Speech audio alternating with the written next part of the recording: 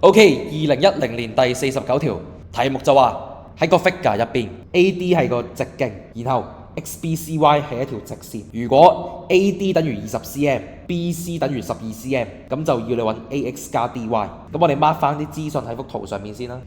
咁我哋假設呢一點係圓心，咁我哋喺呢度畫一條線落去 BC，which 係同 BC 垂直嘅。咁其實 AX 加 DY 嘅長度就係呢一條嘅長度乘2，因為呢條等於呢條，同埋呢3條線平行，咁所以呢，呢一條就係 AX 加 DY 除2。咁要揾到呢一條邊嘅長度，首先我哋要知道，因為呢一條線同 BC 垂直，咁所以呢，其實佢係將 BC 平分做2份。咁呢一條嘅長度就係 BC 嘅一半，即係6cm。